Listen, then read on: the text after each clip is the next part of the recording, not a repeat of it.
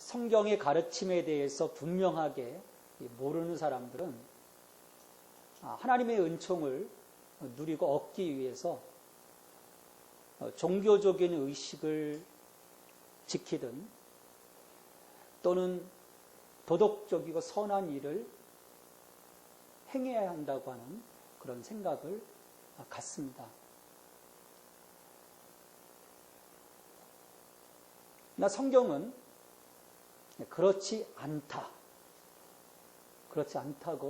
말씀하고 있습니다. 하나님의 그 전적인 은혜, 하나님의 은혜로서부터 우리의 그 구원의 은총이 시작됨을 성경은 이야기합니다. 특별히 그 하나님께서 이스라엘을 선택하시고 그들을 이끌어 가시는 그 과정에서 보면 그것이 분명하게 드러나고 있는 것을 볼 수 있습니다. 이 하나님과 이스라엘의 이 관계를 보면, 그리고 그들을 향하신 그 하나님의 은혜를 보면 결코 그들이 행한 일에 이 출발점이 근거하지 않습니다. 하나님이 먼저 그들에게 다가가셨고 하나님이 그들을 택하셨고 제사장 나라로 삼아주셨습니다. 그러니까 이스라엘 백성이 민족적으로 우월하거나 또 도덕적으로 선하기 때문이 아니었습니다. 그러니까 하나님이 먼저 의지적으로 그들에게 다가가십니다. 그러면서 그들에게 요구하신 것은 뭐냐면 단지 하나님을 신뢰하고 하나님을 믿고 하나님의 그 말씀에 순종할 것을 요구하십니다.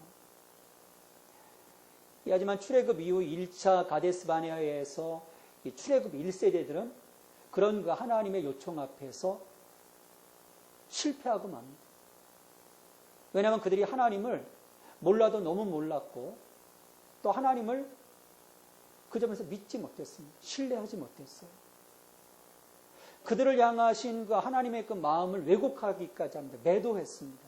그들을 살리고자 하셨던 하나님, 오히려 그들을 죽이고자 하시는 그 하나님으로 전락시켜버리지 않습니까? 40년 후 다시금 이 가나안 땅으로 들어가기 위해서 이스라엘 백성들이 모압 평지에 섰습니다. 이제 강만 건너면, 요단강만 건너면 하나님께서 약속하신 가나안 땅입니다.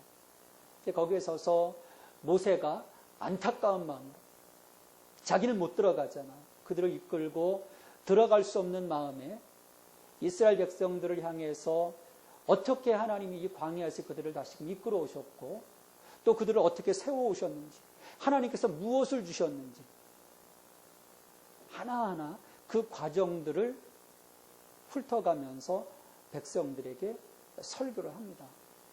근데 이 설교의 과정에서 보면 이 모세가 먼저 너희들이 하나님을 향해서 무언가를 해야 된다라고 외치지 않습니다. 그들을 향해서 행하신 그 하나님의 사랑과 은혜, 하나님의 그 기적들을 먼저 이야기합니다. 그들에게 주신 그 하나님의 그 선물, 그 율법과 땅에 대해서 모세는 이야기를 합니다. 그것은 뭐냐면 우리가 뭔가 하나님을 해야 한다고 하는 자기 의를 세워가는 어떤 그 종교적인 위험에, 어떤 인간 중심의 그 종교의 위험성에 빠질 염려가 있기 때문에 하나님은 그것을 철저하게 차단하십니다. 보면 훗날 유대교가 이러한 그 덫에 빠져들게 되죠. 그래서 끊임없이 뭔가를 해야 된다고 하는 그 강박관념에 이 사람들이 빠져들게 됩니다. 모세는 하나님이 먼저 자기 백성에게 무엇을 주셨는가 초점을 맞추면서 이 백성들로 하여금 하나님의 구속사에 대한 이 거대한 담론을 어떤 그 개인적인 경험뿐만 아니라 이스라엘이라고 하는 그 신앙 공동체로서 공유하도록 만듭니다. 하나님이 우리에게 무엇을 원하시는지 그것을 느끼도록 했습니다. 근데 아쉽게도 1차 그 가데스 바네아에서 그 약속의 땅으로 나아갈 때는 물론 430년간 그 애굽에서 나름대로 신앙생활을 했지만 그러니까 하나님의 구속사에 대한 거대한 담론이 그들 그 공동체 안에 공유되지는 못했던 거예요. 몇몇은 그것을 느낄 수 있었지만 대부분의 사람들은 하나님을 신뢰하지 못했던 거예요. 그래서 결국 어줍지 않은 그런 그 장애물 때문에 이 공동체가 무너져 버렸지 않습니까? 근데 이제는 이 모압 평지에 서서 지난 그 40년간 그 훈련을 통해서 이제 하나님이 무엇을 원하시는지 깨닫게 된 이스라엘 백성들은 이제 하나님에 대한 그 신뢰의 마음을 갖고 이 모압 평지에서 모세로부터 하나님의 그 말씀을 듣고 있는 겁니다. 하나님은 이스라엘 백성들에게 분에 넘치는 선물을 주셨습니다. 그것은 바로 율법과 땅입니다. 이 두 가지를 주신 목적은 이스라엘이 가나안에 들어가서 하나님의 그 통치함을 받는 신종 국가로서 생존하게 하기 위한 방법으로 주신 것, 수단으로 주신 것입니다. 왜냐하면 땅이 있어야 국가로서 존립을 하잖아요. 지금까지는 유랑민족이었는데 땅을 주신 것. 1절에서 이스라엘아 이제 내가 너에게 가르치는 규례와 법도를 듣고 준행하라. 그리하면 너희가 살 것이요 너희 조상의 하나님 여호와께서 너희에게 주시는 땅에 들어가서 그것을 얻게 되리라고 말씀을 합니다. 본래 하나님 주신 그 율법의 목적은 백성들을 살리는 데 있습니다. 그러니까 장황하게 어떤 그 목록들을 나열해서 사람들을 속박하려고 하는 것이 아닙니다. 이것은 훗날 장로들의 유전들을 비롯한 그 율법, 그 유대 백성들이 뭔가 하나님을 위해서 해야 한다는 강박관념에 이어서 나온 소산물이지 처음 하나님 주신 이 율법은 우리를 살리기 위함. 근데 그것이 잘못, 인간들에 의해서 목적이 뒤틀려진 것입니다.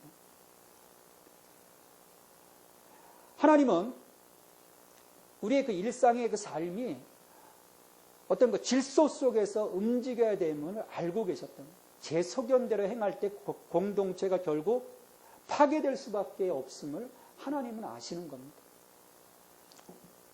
어떤 끊임없는 우상숭배, 불신앙, 또 전혀 쉴 틈 없이 압박을 가한 어떤 근로환경, 자녀의 불순종, 가정의 파괴, 간음, 살인, 부정, 도둑질, 탐식 이런 것들은 공동체의 어떤 행복함을 파괴하는 그런 요소들입니다. 하나님은 이것을 십계명을 통해서 금지하십니다. 신해산 그 언약을 통해서 하나님이 이 십계명을 주시면서 이것들이 그들의 공동체 안에서 공유되어지고 지켜지기를 하나님은 요청하신 것입니다. 이게 기본적으로 되어야 하나님께서 약속하신 그 땅에 들어가서 그들이 살 수 있고 그 땅을 영원토록 얻게 될 것이라고 하나님은 말씀을 하신 것입니다. 그렇다고 해서 이 일이 강압적으로 이루어지는 건 아니에요. 그래서 제가 서두에 말씀드린 것처럼 하나님이 먼저 당신을 내어주셨습니다. 그리고 우리에게 선택을 요구하십니다. 우리에게 필요한 많은 것들, 그 사랑과 은혜를 주신 이후에 그 사랑과 은혜가 지속되도록 그들에게 약속하신 그 가나안 땅에 들어가서 그들이 살아갈 수 있도록 거기에 대해서 yes, 순종할 수 있도록 하나님은 단지 요구하시는 겁니다. 싫다면 다시 원점으로 돌아가면 됩니다. 항상 선택은 하나님께서 우리에게 주셨습니다.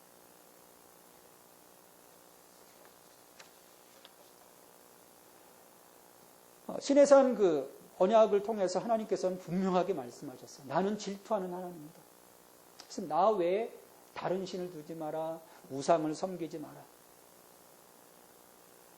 나를 신뢰하고 따르는 자에게는 자녀 3,4대, 1,000대까지 영원토록 하나님께서 복을 주시겠다고 하셨지만 그렇지 못한 자들에게는 죄를 갚되 아버지로부터 아들까지 3, 4대에 걸쳐서 하나님이 심판하시겠다 말씀을 하셨어요. 자, 그렇다면 하나님 그 마음이잖아요. 하나님께서 그 마음을 내어주셨다면 이스라엘 백성들은 그 하나님 마음을 액면 그대로 받아들이면 됩니다. 여러분, 사람과의 관계에서 어떻습니까? 상대방이 뭔가 얘기할 때 액면 그대로 받아들이시나요? 아니면 저 사람이 지금 뭘 생각하고 있나? 막 복잡하게 머리를 굴립니다. 우리는 너무 복잡하게 삽니다. 액면 그대로 그 말을 받아들이지 못합니다. 뒤에 무슨 복선이 있지 않을까? 이스라엘 백성들은 그런 그 하나님의 그 말씀 앞에 100% 순종하며 그것이 살 길이라고 분명히 말씀하셨기에 그들의 삶은 형통함의 길이 열릴 것입니다. 근데 너무도 쉽게 하나님 말씀을 하찮게 여겼어요. 그 말씀의 틀을 그냥 쉽게 깨어버렸습니다. 이걸 보면 참으로 이기적인 그 모습, 이기적인 모습이 우리 가운데 너무나 충만함을 알 수 있습니다. 혜택은 누리고 싶은 거예요.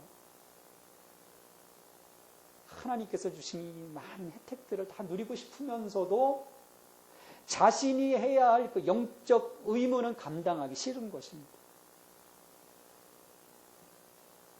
이런 이중적인 모습이 오늘 우리들 가운데도 분명히 있습니다. 근데 이것이 이스라엘 백성들에게 있어서 심각한 문제였습니다.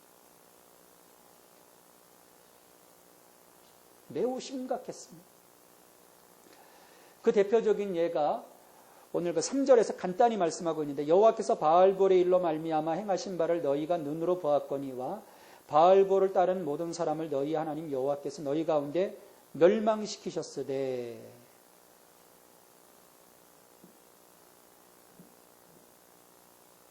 시딤이라는 곳에 이르렀을 때 이스라엘 백성들이 모압 여인들의 그 성적 유혹에 넘어가 버리게 됩니다. 그 다수의 이스라엘 남자들이 이들과 간음하게 되고 또 이 여인들의 그 유혹에 빠져서 모압의 신인 바알볼에게 절하는 우상 숭배를 자행하는 일이 벌어지게 됩니다. 이로 인해서 하나님께서 진노하셨고 24,000명이 연병으로 죽었습니다. 분명히 하나님이 죽는다고 경고했습니다. 그리고 시내산에서 한번 진하게 이런 일을 겪었어요.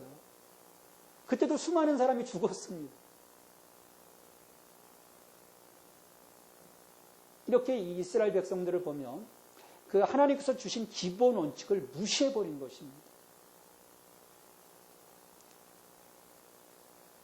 왜 인간들은 끊임없이 이런 실수를 반복하는 걸까요?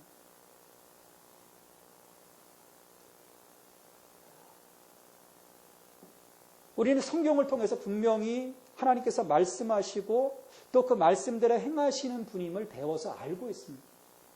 시건치 않으시는 분이라고 하셨어요. 우리는 부도수표를 남발하지만 하나님은 부도수표를 남발하시는 분이 아닙니다. 말하신 그대로, 말씀하신 그대로 이루어 가시는 신실하신 분이세요.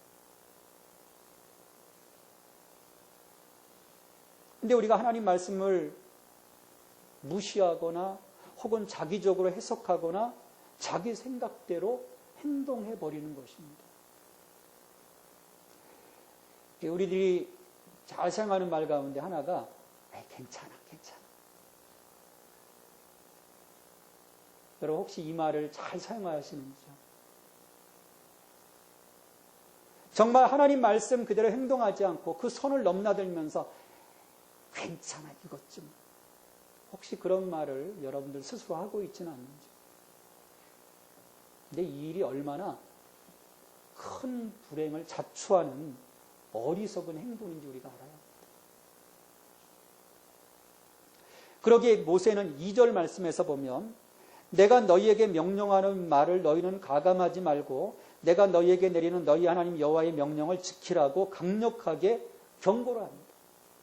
가감하지 말라는 거예요.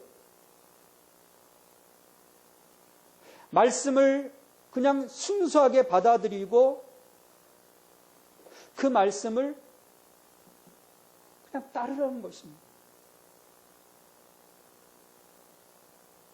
근데 보면 우리는 말씀을 재단할 때가 많습니다. 내 나름대로 해석할 때가 많아요.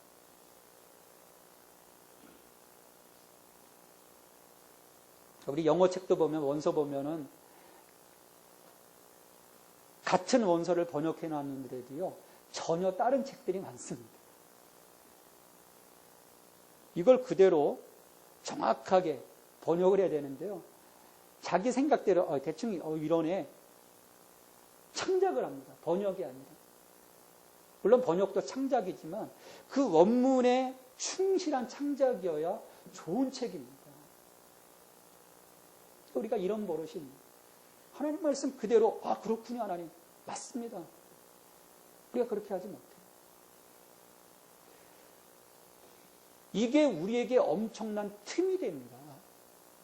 그리고 이 틈을 늘 노리고 있던 그 사탄에게 우리는 빌미를 제공하는 자리가 돼요. 사탄이 그 틈을 타서 우리에게 와서 넌지시 정말 우리가 좋아하는 말을 이렇게 건넵니다. 야, 괜찮아. 그까짓 것까지 뭘 그래. 괜찮아. 내 생각대로.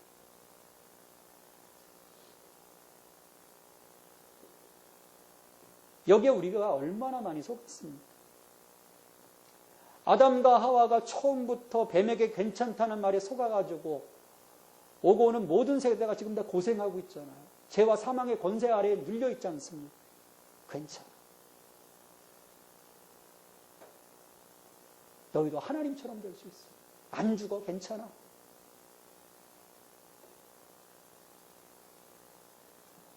여러분, 말씀을 벗어나는 일은 괜찮은 일이 아닙니다. 우리의 인생을 망치는 일입니다.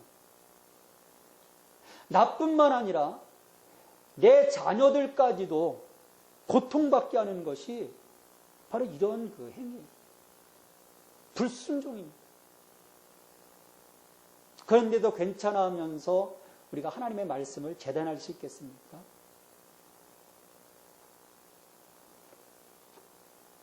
이렇게 말씀의 틀에서 벗어나는 것은 우리가 하나님을 향한 순수함을 상실했기 때문입니다.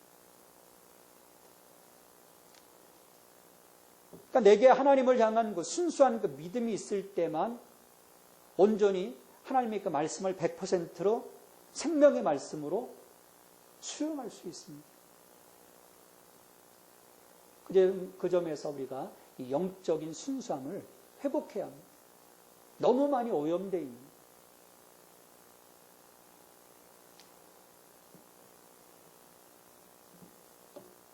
내가 영적으로 순수함이 회복되어질 때 내 눈에 시각적 결함이 회복이 됩니다. 잔뜩 끼어있던 그 세상을 향해 주목했던 그 나의 시선들이 다시금 하나님을 향해서 눈을 뜨게 되는 것입니다. 그래서 우리가 정말 기도하다가 어떤 그 회개의 어떤 시점에 이르렀을 때 우리의 영안이 열리는 것이 바로 그런 이유입니다.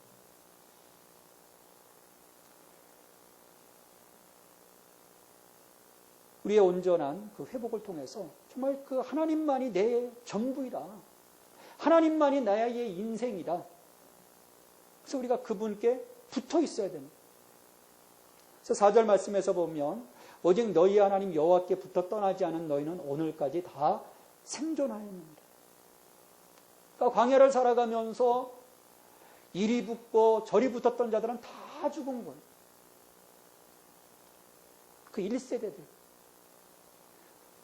훈련받지 못해서 불순종한 가운데 있었던, 불평 가운데 있었던 그 1세대들은 다 죽습니다.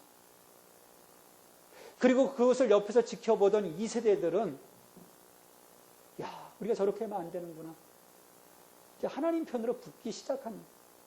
그들을 향해서 모세가 얘기하는 겁니다.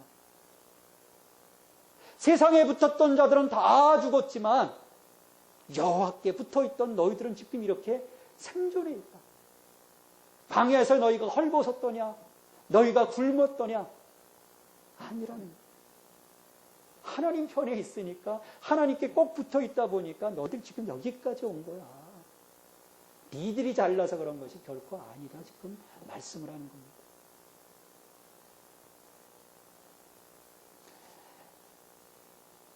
사탄도 똑같이 작용합니다. 우리로 하여금 자기에게 붙도록 합니다. 아름다움으로, 물질로, 명예로, 번영으로, 건강으로, 세상의 다른 휘황찬란한 것들로 우리를 유혹합니다. 내게 오라 이거예요. 그러면 내가 이걸 다 해결해 주겠다는 거예요. 예수님에게도 다가갔지 않습니까? 내게서라 이 천하만민을 다 내게 주겠다. 하나님의 아들 예수님에게도 가서 내게 붙어라 하는 사탄인데 우리에게 와서 그 하는 짓거리는요 쉬운 거예요.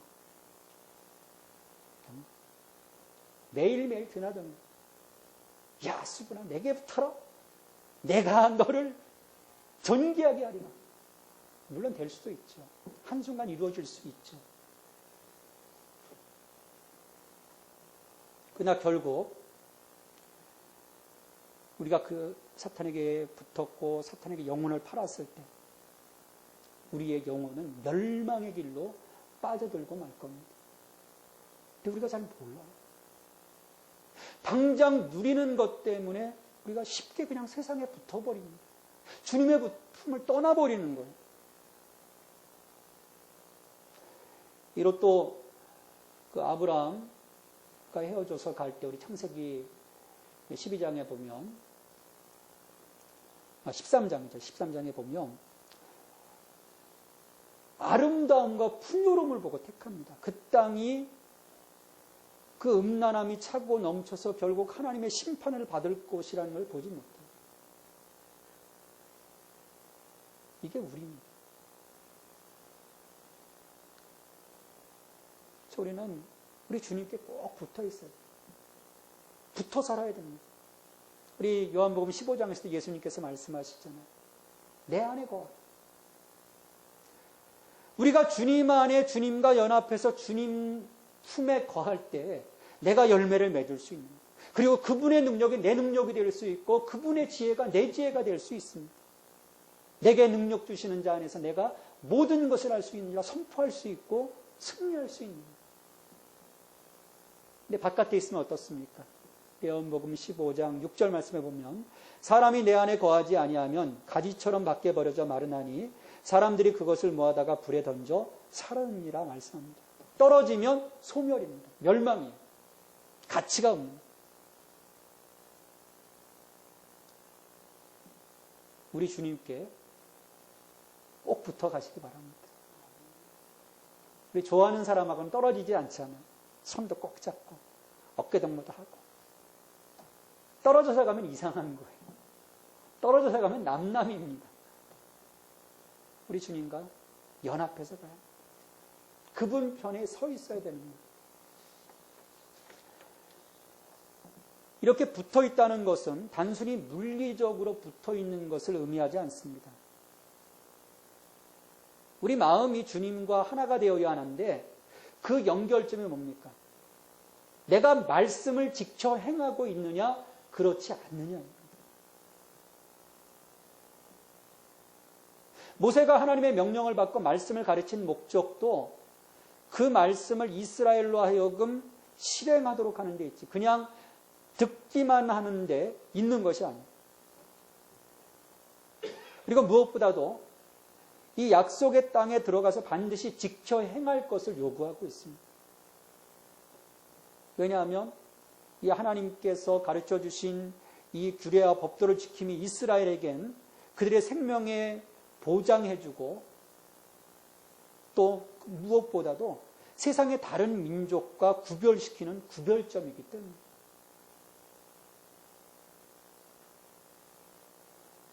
오늘도 마찬가지입니다. 우리를 세상과 구별시키는 점이 뭡니까? 내가 말씀 가운데 있느냐? 말씀으로 살아가고 있느냐? 여러분, 우리가 딴 게 뭐가 있습니까? 그것 빼면 우리 아무것도 없잖아요. 세상과 어떻게 구별될 수 있겠습니까?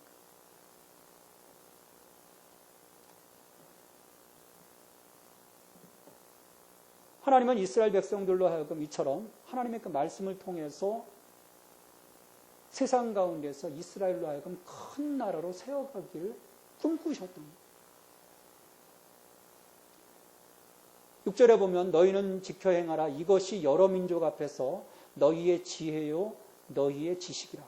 그들이 이 모든 규례를 듣고 이르기를 이 큰 나라 사람은 과연 지혜와 지식이 있는 백성이로다 하리라. 이스라엘 백성들 유랑민족이잖아요. 430년 동안 종로로 타다가 애굽에서 도망 나온 노예 민족일 뿐입니다. 그런데 하나님은 세상이 이들을 바라보면서 야, 저들이 참 큰 나라다. 지혜와 지식 있는 백성이로다. 감탄하도록 만든다는 것입니다. 하나님의 걸작품으로 이스라엘을 세워 가시겠다는 것. 그 길이 이스라엘 백성들에게 하나님의 그 말씀을 주시고 그 말씀 중심의 삶을 살아가도록 그 말씀의 지혜와 지식 가운데 저들이 세워지도록 하나님이 장치를 하셨다는 거예요. 이것이 바로 하나님 말씀의 힘입니다.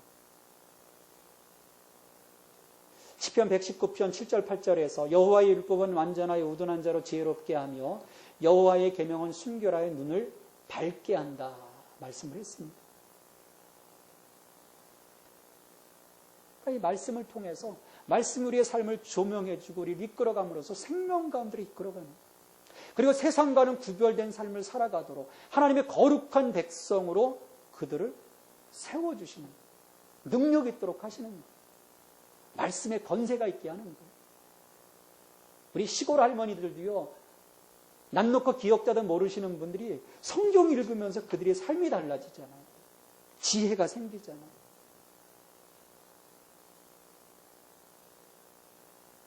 그게 바로 말씀의 힘입니다.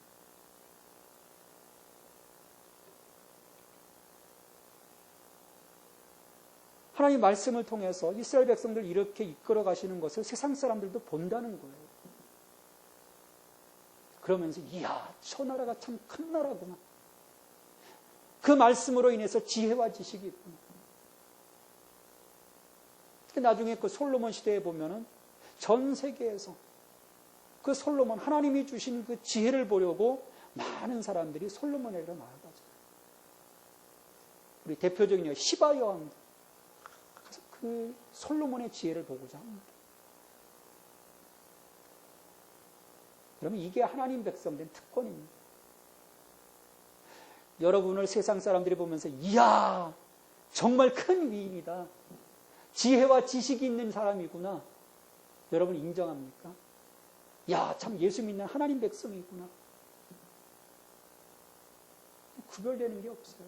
저 사람 예수 믿는 사람인지 예수 믿고 복받고 잘 사는 사람인지 능력 있는 사람인지 지혜 있는 사람인지 구별이 되질 않습니다.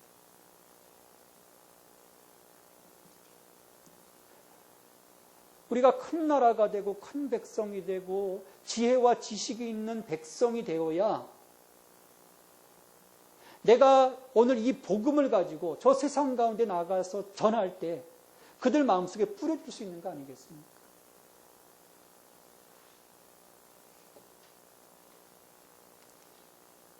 요즘 전도 해보셨나요?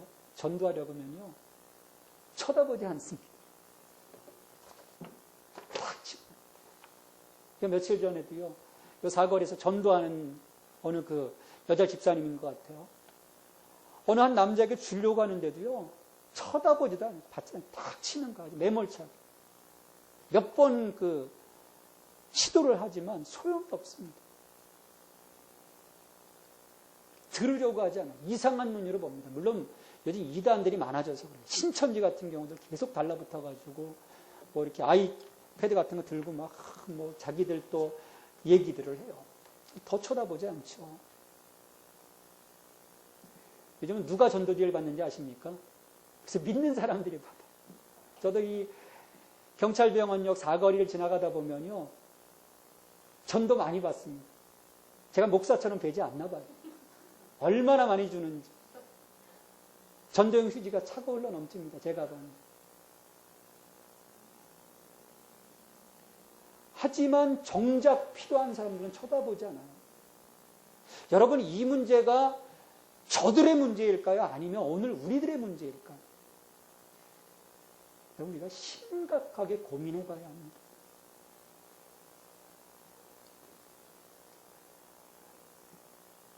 뿐만 아니라 하나님 백성에게 주신 다른 특권은 이 말씀뿐만 아니라 하나님께 기도할 때마다 하나님은 그들에게 가까이 하셨다는, 그들의 부르짖음에 응답하셨다는 겁니다. 7절 말씀에 보면 우리 하나님 여호와께서 우리가 그에게 기도할 때마다 우리에게 가까이 하심과 같이 그 신이 가까이 함을 얻은 큰 나라가 어디 있느냐.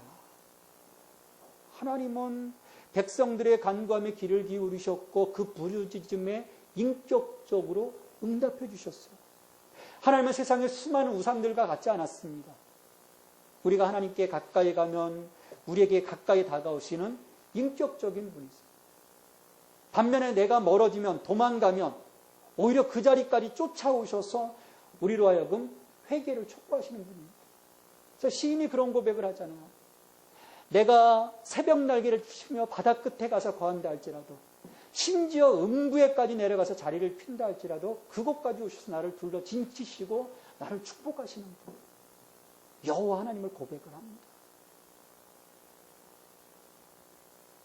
왜 그렇습니까? 하나님이 우리를 선택하셨기 때문입니다.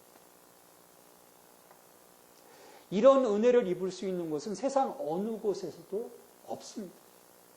그래서 모세가 이걸 얘기하는 거예요. 이런 나라가 어디 있었느냐. 하나님이 이처럼 가까이 다가와서 품으려고 애쓰는 나라. 그런 나라가 없다는 거예요.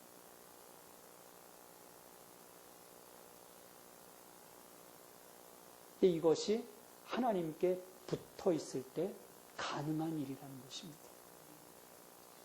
더군다나 우리 하나님은 편파적인 분이 아니십니다. 누구는 총애하고 누구는 미워하고. 저 학창시절에요. 그게 제일 마음에 상처예요. 공부 잘하는 것들만 얼마나 선생님들이 좋아하는지. 저는 중간치였거든요.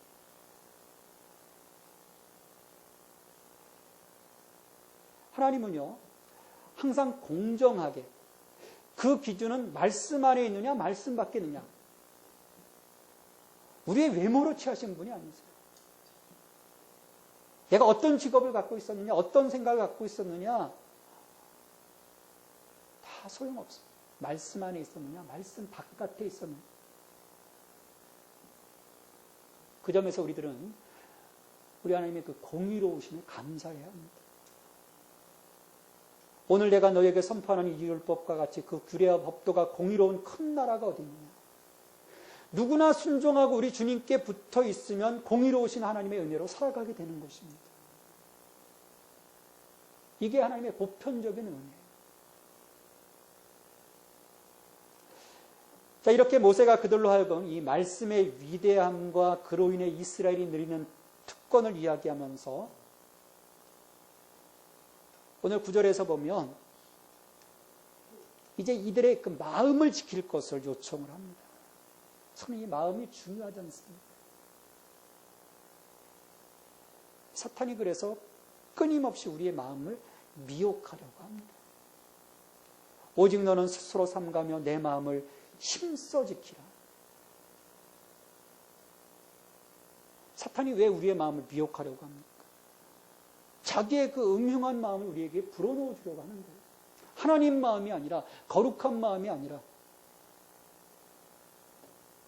그래서 끊임없이 말씀을 통해서 자기 자신을 돌아보고 말씀에 온전하게 순종하도록 모세는 백성들에게 마지막으로 요청을 합니다.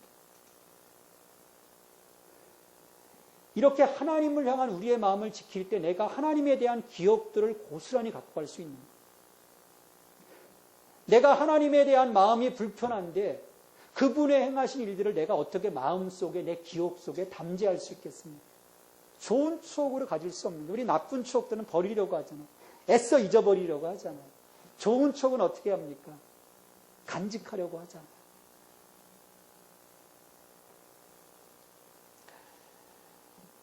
우리가 이 말이나 단어를 오랜 시간 지난 후에 생생하게 기억하는 일은 쉽지 않습니다.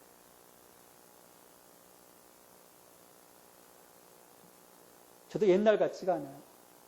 이 설교 이렇게 원고 옛날 같이 써놓고 한 10대 번 정도 한번 쫙 읽으면 쫙 연상이 되는데요. 요즘은 뭐 읽고 돌아서면 잘. 그래서 외국에 있는 제 친구가요. 제 설교 동영상을 보더니 야, 설교하고 넌 너무 가깝다. 원고하고 너무 가까워. 왜 이렇게 자주 보냐. 기억이 안 나는 거예요. 써놓고도 제가. 근데 그림은 어떻습니까? 사진, 영상. 좋은 영상들은요. 그림으로 탁 박히면 오래 지속이 됩니다. 수많은 그 말씀을 들었어요. 규례와 법도를 들었습니다. 그건 좀 잘 기억하지 못해도 괜찮다는 거예요. 그건 또 매일매일 읽으면 되니까. 쉐마 이스라엘, 들으라. 말씀을 가르치고 강론하고 읽고 끊임없이 하면 되는데 하나님이 행하신 일, 출애굽하면서 하나님이 행하셨던 일, 그 6월절의 사건, 그 10가지 재앙의 사건들, 또 출애굽을 행하면서 그 홍해를 건너던 그 바다를 가르고 지나가던 그 사건, 수르강야에서 신강야에서 르비딤 강에서 하나님이 행하셨던 그 일들, 막 반석이 깨어지고 거기에서 물이 생수가 흘러넘쳤던 그 사건들, 그것들을 생생하게 기억 속에 담으라는 거예요. 왜냐하면 그 상황이 우리로 하여금 지속적인 하나님의 임재와 활동을 체험하도록 인도해주는 역할을 하기 때문입니다. 근데 1차 가데스바네아에서는 이스라엘 백성들이 심각한 건망증을 갖고 그걸 다 잊어버렸어요. 머릿속에 갖고 있지 못했습니다.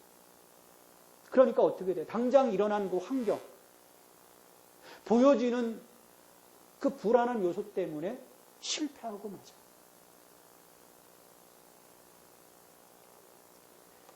이 사람들이 과거에 흥미를 갖고 있지 못하는 것은 그것이 그들의 그 미래와 관련되어 있다고 믿지 못하기 때문입니다.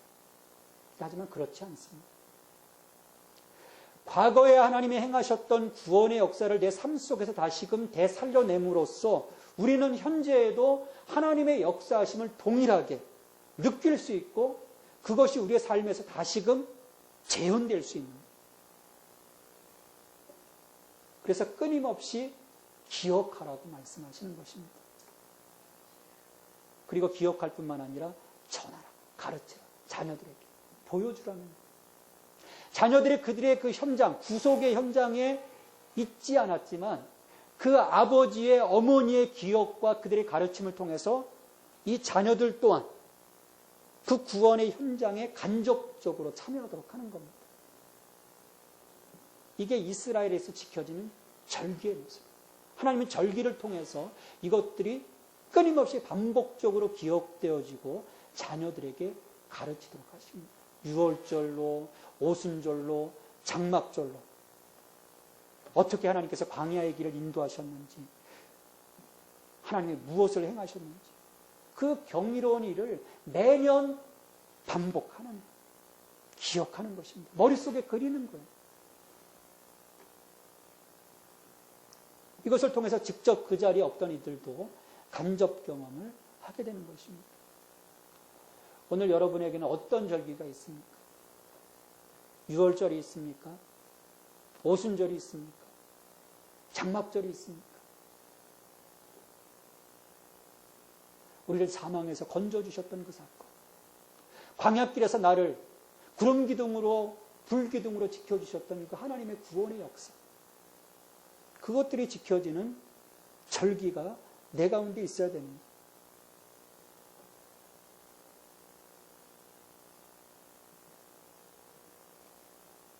오늘 하나님은 우리에게 사명을 주셨습니다. 내가 받은 은혜, 내가 받은 사랑, 그들 가서 증거하라는 거예요. 가르치라는 것입니다. 하지만 이것도 세상이 우리를 새롭게 볼 때 가능한 일입니다. 여전히 세상과 구별됨 없이 세상의 방식, 지혜로선 불가능합니다. 세상은 우리를 봐요. 정확하게 봅니다. 우리가 어떻게 행동하는지, 어떤 생각을 품고 있는지, 어떤 말을 하는지 우리를 지켜봅니다. 우리가 도덕적이고 영적인 우위에 있는지 살펴봅니다. 그러기에 그 무엇보다도 우리에게 명하신 이 생명 살리는 일의 사명을 감당하기 위해서는 우리 안에 새로운 변화, 영적 변화가 필요합니다. 부족한 우리의 힘만으로, 우리의 지혜로선 불가능해요. 하나님 함께 하시지 않는 전쟁은, 이 영적 전쟁은 백전백패입니다. 여러분, 우리가 승리를 원하십니까? 내가 이기고자 한다면 온전히 하나님 편에, 예수님 편에 우리가 붙어 있어야 합니다. 왜 붙어 있어야 합니까? 우리 주님이 내 능력의 원천이시고, 생명의 원천이시고, 지혜의 원천이시고, 승리의 원천이시기 때문입니다. 이스라엘이 붙어 있을 때는 살았어요. 큰 나라로서 사람들의 세상에 부러움을 샀습니다. 그러나 그들이 떨어지는 그 순간 그들은 쪽박을 쳤습니다. 철저하게 멸망했습니다. 우리가 성경을 통해서 분명하게 볼 수 있기를 바랍니다. 무엇이 생명의 길인지, 무엇이 사망의 길인지. 오늘 이 지혜를 성령께서 여러분에게 주시기를 간절히 바랍니다. 하나님, 저희들의 삶에 다가오셔서 저희들을 구원하여 주시고 생명의 길로, 의의 길로 이끌어 주심에 감사드립니다. 언제나 깨어 저희의 마음을 강하게 지킬 수 있어 어떤 사탄의 공략 앞에서도 흔들림 없게 하시고, 무엇보다도 말씀 앞에서 순수한 믿음으로 순종하고 지키는 성도가 되게 하옵소서. 말씀을 듣고 지켜 행함으로써 반석에 세워지는 인생 되게 하시고, 저희들이 누렸던 하나님의 은혜의 현장을 생생하게 기억함으로 다른 이들에게 증거할 수 있는 증거자의 삶이 되게 하옵소서. 예수 그리스도의 이름으로 기도하옵나이다. 아멘.